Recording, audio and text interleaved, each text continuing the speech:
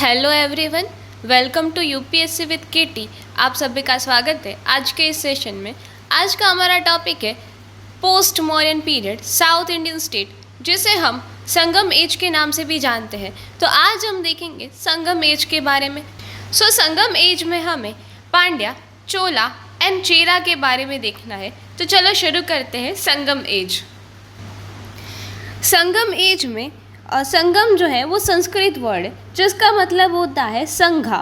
तो संगम एज जो है उसका मतलब क्या होता है, संघा। सबसे पहले हम देखेंगे चोला किंगडम के बारे में।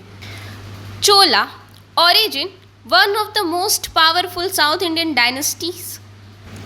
चोला किंगडम का कैपिटल क्या था, कावेरीपट्टनम। तो ये भी हमें याद रखना है कि इसका जो कैपिटल था वो क्या था, कावेरीपट्टनम। क्या था, कावेरीपट्टनम। कावेरीपट्टनम जो है वो कहाँ से स्टार्ट होता था, तो कावेरी डेल्टा से इसका किंगडम जो है वो स्टार्ट होता था और तांजोर तक ये फैला हुआ था। तो ये भी हमें याद रखना है कि चोला का जो किंगडम है वो कहाँ से कहाँ तक फैला हुआ था, तो कावेरी डेल्टा से लेके तांजोर तक इसका जो कावेरी डेल्टा से लेके तांजोर तक इसका किंगडम जो है वो फैला हुआ था। इसके अलावा अगर हम अर्ली रेफरेंस की बात करें, चोला डायनेस्टी के बारे में संगम लिटरेचर में मेंशन है। तो कौन कौन से संगम लिटरेचर में मेंशन है ये भी हमें यूपीएससी प्रीलिम्स के लिए याद रखना है। पतिनापालाई एंड पोरुनारा रूपादाई में चोला किंगडम के बारे में मेंशन है। इसके इम्पोर्टेंट रूरल्स की बात करें, चोला डायनेस्टी के इम्पोर्टेंट रूरल की बात करें तो अर्ली किंग कौन था, कारिकाला। कारिकाला के बारे में एंशिएंट लिटरेचर में बताया गया है कि बैटल ऑफ वैनी में पांड्या एंड चेरा किंगडम को हराया था। तो हमें याद रखना है किस किंग ने बैटल ऑफ वैनी में पांड्यास एंड चेरा किंगडम को हराया था, तो कारिकाला ने।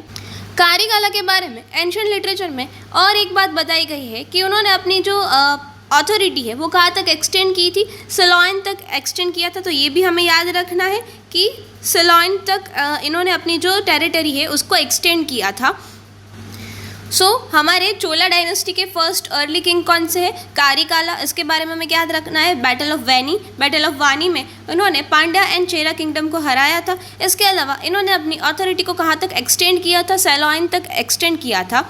नाउ नेक्स्ट हमारे इम्पोर्टेंट रूरल है तोडाईमान। तो हमारे जो चोला डायनेस्टी के इम्पोर्टेंट रूरल सेकंड कौन से है, तोंडाईमान, जिसके बारे में हमें याद रखना है। तोंडाईमान जो है उन्होंने कांची के ऊपर रूल किया था। तो ये भी हमें याद रखना है, कांची तक किसने रूल किया था, कांची के ऊपर किसने रूल किया था, तो तोंडाईमान ने। इसके अलावा अगर हम इसके एडमिनिस्ट्रेशन की बात करें, स्ट्रॉन्ग सेंट्रलाइज मोनार्की देखने को मिलेगी, वेल ऑर्गेनाइज एडमिनिस्ट्रेशन देखने को मिलेगा, division into Mandalam, वेलानाडु, Nadu and कुरु। इसके प्रोविजनल एडमिनिस्ट्रेशन को किस में डिवाइड किया गया है, मंडलम, वेलानाडु, नाडु एंड कुरु, जिसमें मंडलम जो है वो लार्जेस्ट टेरिटोरियल यूनिट है। तो मंडलम क्या है, हमारा लार्जेस्ट टेरिटोरियल यूनिट है। वेलानाडु जो सब डिवीजन ऑफ मंडलम क्या है, वेलानाडु में sub division of Mandalam. And Nadu क्या है, जो विलेज का ग्रुप है उसे क्या बोलते थे, नाडु बोलते थे। इसके अलावा हमें एक और बात याद रखनी है कि मंडलम के जो गवर्नर है वो क्या थे, प्रिंस होते थे। तो रॉयल प्रिंस जो है वो मंडलम के गवर्नर होते थे। वेलानाडु के जो हेड होते थे वो पेरियावर होते थे। एंड जो नाडु के हेड होते थे उसे नाटूर के नाम से जाना जाता था। तो ये हमें याद रखना है, वेलानाडु, नाडु एंड मंडलम के बारे में इतनी बात याद रखनी है कि मंडलम का गवर्नर, उसके हेड कौन होते थे, रॉयल प्रिंस होते थे। वेलानाडु के जो हेड होते थे वो कौन होते थे, पेरियावम होते थे। और हमारे नाडु के हेड कौन होते थे, तो नातूर बोला जाता था। नेक्स्ट अगर हम इसके लैंड रेवेन्यू की बात करें तो लैंड रेवेन्यू जो है उसका मेन सोर्स होता था। चोला डायनेस्टी कौन से रूरल के टाइम पे अपने पिक पॉइंट पे थी, तो ये भी हमें याद रखना है। राजराजा 1 एंड राजेंद्र 1 के टाइम पे चोला डायनेस्टी जो है अपने पिक टाइम पे थी। तो कौन से रूरल के टाइम पे, ये भी हमें याद रखना है, राजराजा 1 एंड राजेंद्र 1 उसके टाइम पे ये डायनेस्टी जो है अपने पीक टाइम पे थी। अगर हम चोला डायनेस्टी के टाइम के टेम्पल की बात करें तो बृहदेश्वर टेम्पल जो है वो चोला के समय का एग्जाम्पल है। चोला डायनेस्टी के समय का एग्जाम्पल है, जिसको राजा वन ने बनवाया था। सो ये भी हमें याद रखना है कि जो हमारा बृहदेश्वर टेम्पल वो किसने बनवाया था, तो राजा वन ने बनवाया था। इसके अलावा ये यूनेस्को वर्ल्ड हेरिटेज साइट में इंक्लूडेड है, तो ये भी हमें याद रखना है कि बृहदेश्वर टेम्पल हमारी यूनेस्को वर्ल्ड हेरिटेज साइट है। इसका जो विमाना है उसकी हाइट कितनी है, 260 फीट जितनी इसकी हाइट देखने को मिलती है। दूसरा जो टेम्पल है गंगाईकोंडा, जिसको भी राजेंद्र वन ने बनवाया था। तो गंगाईकोंडा किसने बनवाया था, Rajendra one. And Brihadeshwara temple किसने बनवाया था, राजा वन ने बनवाया था। गंगाईकोंडा टेम्पल की अगर बात करें तो यहाँ पे हमें ब्रॉन्ज स्कल्पचर देखने को मिलता है। गंगाईकोंडा टेम्पल एंड जो बृहदेश्वर टेम्पल है वो कौन से एम्पायर के टाइम के हैं, तो चोला एम्पायर के टाइम के हैं, तो ये हमें याद रखना है। नेक्स्ट हम देखेंगे चेरा एम्पायर के बारे में, चेरा किंगडम के बारे में। अगर हम इसके ओरिजिन की बात करें तो ancient Tamil kingdom located in Kerala and adjoining areas. Chera kingdom के बारे में मोस्ट इंपॉर्टेंट पॉइंट हमें याद रखना है, अशोका के इंस्क्रिप्शन में चेरा के बारे में मेंशन है। अशोका के इंस्क्रिप्शन में चेरा के बारे में लिखा गया है केरला पुत्रम। तो ये हमें याद रखना है कि कौन से हमारे डायनेस्टी के बारे में अशोका के इंस्क्रिप्शन में मेंशन है, तो चेरा डायनेस्टी के बारे में। और चेरा का अशोका के इंस्क्रिप्शन में क्या वर्ड मेंशन है, केरला पुत्रम, तो ये भी हमें याद रखना है। अगर हम चेरा किंगडम की बात करें तो इसका कैपिटल क्या था, वज्जी, तो ये भी हमें याद रखना है कि वज्जी जो है वो चेरा का कैपिटल था। सो चेरा का कैपिटल क्या है, वज्जी, ठीक है, चेरा का कैपिटल क्या है, वज्जी। इसके अलावा हमें जो याद रखना है कि ये लोग जो है वो ट्रेड करते थे और उसके कॉमन रिलेशन किसके साथ थे, तो इजिप्ट के साथ ट्रेड रिलेशन देखने को मिलते हैं। एक तो इजिप्ट के साथ एंड एक है रोमन के साथ, जो है रोमन एम्पायर के साथ इनके ट्रेड रिलेशन देखने को मिलते हैं। अगर इसके ट्रेड सेंटर की बात करें तो ये क्वेश्चन यूपीएससी में आया है कि चेरा के ट्रेड सेंटर कौन कौन से थे, तो ये हमें याद रखना है, तोंडी, मुसीरी, देन कावेरीपट्टनम एंड कोरकाई। ठीक है, क्वेश्चन कैसे आता है यूपीएससी में कि कोरकाई जो है वो क्या डिनोट करता है, तो कोरकाई जो है वो चेरा का ट्रेड सेंटर है। तोंडी, मुसीरी एंड कोरकाई जो है वो चेरा एम्पायर का ट्रेड सेंटर से, तो ये हमें याद रखना है। इसके अलावा जो हमारे चेरा एम्पायर है उसके मोस्ट इम्पोर्टेंट किंग्स कौन कौन से हैं, तो उसके बारे में भी देख लेते हैं। नेडुंजेरल चेरा एम्पायर के मोस्ट इम्पोर्टेंट किंग है, जिन्होंने अपना जो एम्पायर है वो सिर्फ मालाबार कोस्ट तक ही नहीं सीमित रखा था, बट इन्होंने यवनास के ट्रेडर्स को भी कैप्चर किया था। तो ये हमें याद रखना है कि मालाबार कोस्ट से लेके यवनास के ट्रेडर को किसने कैप्चर किया था, तो चेरा के एम्पायर नेडुंजेरल ने मालाबार कोस्ट से लेके अपने जो यवनास के ट्रेडर्स को कैप्चर किया था।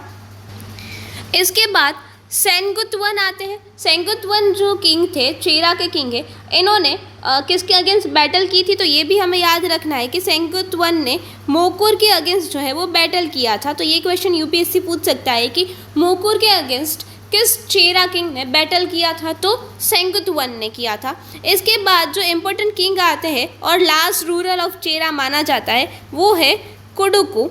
ये भी हमें याद रखना है, कुडुक के बारे में जो है वो हमें संगम टेक्स्ट में मेंशन मिलता है। संगम टेक्स्ट में इसके बारे में लिखा गया है कि ये लास्ट रूलर ऑफ चेरा थे। इसके अलावा इन्होंने चेला एंड पांड्यास के अगेंस्ट बैटल किया था, जिसमें कुडुकू की जीत हुई थी। तो ये भी हमें याद रखना है कि इन्होंने चेला एंड पांड्यास के अगेंस्ट जो बैटल किया था इसमें ये जीत गए थे कुडुकू। अगर हम इसके एडमिनिस्ट्रेशन की बात करें तो मोनार्की सिस्टम देखने को मिलती थी।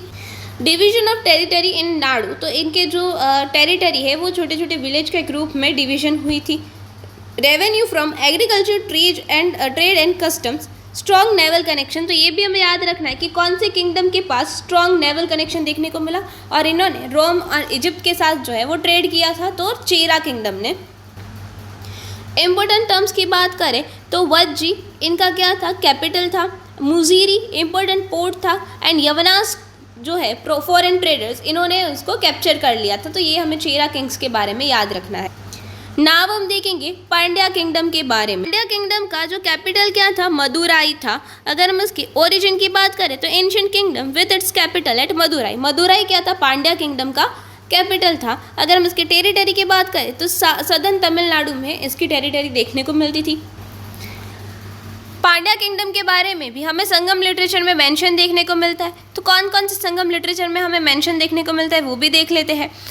मदुराई कांची में देखने को मिलता है एंड पुरानपुरु में देखने को मिलता है। तो ये हमें याद रखना है कि पुरानपुरु एंड मदुराई कांची में हमें पांड्या किंगडम का मेंशन देखने को मिलता है। पांड्यास किंगडम के बारे में प्रीलिम्स के लिए एक मोस्ट इंपॉर्टेंट पॉइंट याद रखना है कि पांड्या किंगडम्स ने अपनी जो एम्बेसी है उसको रोमन कोर्ट में भेजा था। बट कौन से, तो एम्पायर ऑफ अगस्टस एंड तांजोन के जो कोर्ट है वहाँ पे अपनी एम्बेसी को भेजा था। तो कौन से किंगडम ने, पांड्या किंगडम्स ने। अगर हम इसके एडमिनिस्ट्रेशन की बात करें तो मोनार्की एडमिनिस्ट्रेशन देखने को मिलती थी। किंग जो है वो किससे, किंग को कौन असिस्ट करता था, तो काउंसिल ऑफ मिनिस्टर जो है वो किंग को असिस्ट करते थे। अगर हम इसके टेरिटरी की बात करें तो इसकी टेरिटरी किस में डिवाइड होती थी, तो मंडलम, वेलानाडु एंड नाडु में डिवाइड होती थी। रेवेन्यू किससे कलेक्टेड होती थी, लैंड टैक्स से इसकी रेवेन्यू जो है उसका कलेक्शन होता था। अगर हम संगम एज की बात करें तो इसके इंपॉर्टेंट टर्म्स की बात करें तो संगम एज जो है उसका मतलब क्या होता है, age of Tamil literature. Tamilakam, the land of Tamil, and Madurai, capital and cultural centre of Pandyas. इसके अलावा अगर हम इसके एडमिनिस्ट्रेशन की बात करें, एज में हमें मोनार्की सिस्टम देखने को मिलती थी। Kings were assisted by minister and officials. Division of territory for administrative convenience, तो हमें देखा था कि नाडु और वेलानाडु में हमारी जो टेरिटरी थी वो डिवाइड हुई थी। Village assemblies play an important role. Land revenue, trade, custom, tax were the main source of income and maintenance of law and order was duty of kings. So यहाँ पे हमें लॉ एंड ऑर्डर का maintenance भी देखने को मिलता था। अगर हम लॉ एंड ऑर्डर की बात करें तो यहाँ पे हमें दो टाइप की कोर्ट देखने को मिलती थी, एक टाउन कोर्ट एंड दूसरी जो है विलेज कोर्ट देखने को मिलती थी। टाउन कोर्ट को ये लोग अवाई के नाम से जानते थे और विलेज कोर्ट को ये लोग जो है मानारम के नाम से जानते थे। तो ये भी हमें याद रखना है। अगर हम आर्ट एंड कल्चर की बात करें तो यहाँ पे संगम टाइम पे बहुत सारे तमिल लिटरेचर हुए थे और जिन्होंने बहुत सारे टेक्स्ट लिखे थे। लैंग्वेज की बात करें तो संगम की जो लैंग्वेज थी वो तमिल थी। रिलीजन तो Hinduism, Murugan worship, Jainism and Buddhism में ये लोग बिलीव करते थे। आर्ट एंड आर्किटेक्चर की बात करें तो early division architecture, rock cut caves देखने को मिले। तमिलनाडु में जैन रॉक कट केव्स देखने को मिले एंड केरला में भी देखने को मिली। तो अगर हम बात करें यहाँ पे जैन केव्स देखने को मिली, डांसिंग गर्ल ब्रॉन्ज की ये भी देखने को मिला and black and red pottery भी देखने को मिली। नाउ संगम एज की इकोनॉमी की बात करें तो एग्रीकल्चर वॉज मेन ऑक्यूपेशन। इन लोगों का मेन ऑक्यूपेशन क्या था, एग्रीकल्चर था। इसके अलावा active inland and overseas trade, तो ये लोग जो है वो इनलैंड ट्रेड भी करते थे। अगर हम मेजर पोर्ट की बात करें तो पुहार, मुजीरी एंड कोरकाई जो है इसके इम्पोर्टेंट क्या थे, पोर्ट्स थे। ये लोग किसके साथ ट्रेड करते थे, तो रोमन, ग्रीक्स के साथ और श्रीलंका के साथ ट्रेड करते थे। एक्सपोर्ट क्या क्या करते थे ये भी हमें याद रखना है, पेपर, पीरल्स, एवरी एंड टेक्सटाइल का ये लोग एक्सपोर्ट करते थे। और इम्पोर्ट क्या क्या करते थे, तो gold, wine, corals, coins and fine pottery का ये लोग इम्पोर्ट करते थे। सो आज हमने पोस्ट मौर्य पीरियड में साउथ इंडियन स्टेट के बारे में कवर किया, जिसमें हमने पांड्या, चोला एंड चेरा के इम्पोर्टेंट टर्म्स, इम्पोर्टेंट किंगडम्स और इसके एडमिनिस्ट्रेशन को भी कवर किया। पिछले 2 सेशन में हमने पोस्ट मौर्य पीरियड में फर्स्ट सेशन में इंडियन सक्सेसर के बारे में देखा, देन सेकंड सेशन में हमने फॉरेन सक्सेसर के बारे में देखा। आज हमने साउथ इंडियन स्टेट को कवर किया और पोस्ट मौर्य पीरियड को भी कम्प्लीटली कवर कर लिया। नेक्स्ट सेशन में हम Maurya period and post Maurya period के जो इंपॉर्टेंट PYQ है उसको देखेंगे। सो आज के लिए इतना ही, मिलते हैं नेक्स्ट सेशन में। तब तक के लिए please do like, share and subscribe UPSC with KT।